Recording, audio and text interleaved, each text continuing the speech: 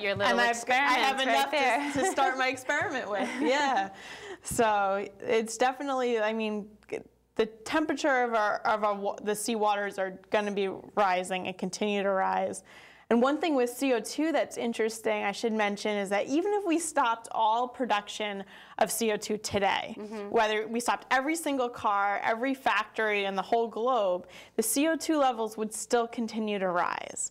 Because while sources it instantaneously enters the ocean, but it is a delay of how it reaches the atmosphere. So when we are burning everything today, before it actually equilibrates and gets to a point where it's settled, everything today is actually affecting our next generation of humans, because that's the lag time of the carbon dioxide going into the atmosphere, which is scary, because we know that, you know, we can start to decline and start to reduce our emissions, but it's going to be very difficult to just stop them all. Maybe some carbon capture, like some real good science of carbon capture technology. I mean, there's a lot of stuff out there, you know, the iron seeding of the oceans and, you know, all kinds of the sulfur emissions into the atmosphere. And they have, on many factories, they have different, it's called carbon scrubbers, and there's ways to take clean coal. Yeah, I mean, and unfortunately, it's like, it takes energy to make energy, you know, so it takes energy to do that, but it's also,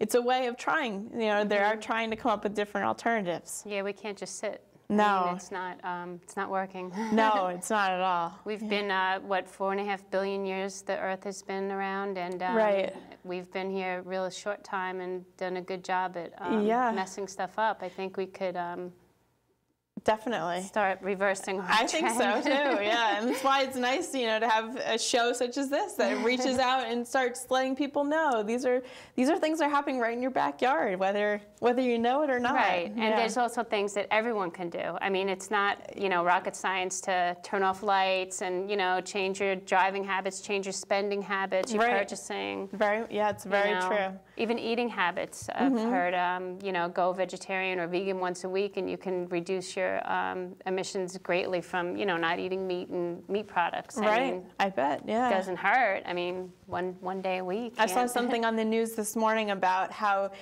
chargers, like for your cell phone or for your camera, even if they're plugged in and not actually attached to that device, they're using energy. Yeah.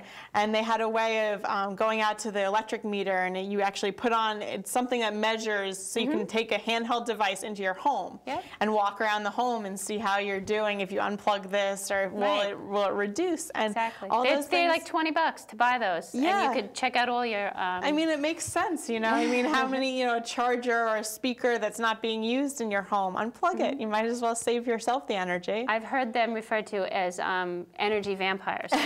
You know, and like your VCR and the, you know, all the little...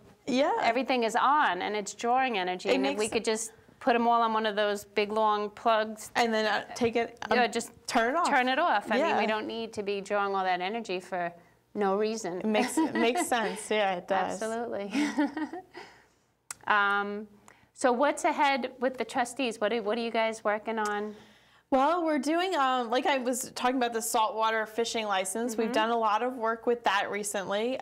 We've had a very successful, I sort of touched on it without really addressing the trustee end of it, but in conjunction with the hatchery, we've been working on this scallop restoration program. That's great. So it's really been nice to see that, you know, it's a small area that we've, in certain harbors, that we've buoyed off and then put in a large amount of scallops that were able to spawn, so that they're, you know, the larvae, they could find each other, basically. And then what we also did is in Napeague Harbor, for the first time, it's actually the first one in New York State, there's an eelgrass bed sanctuary.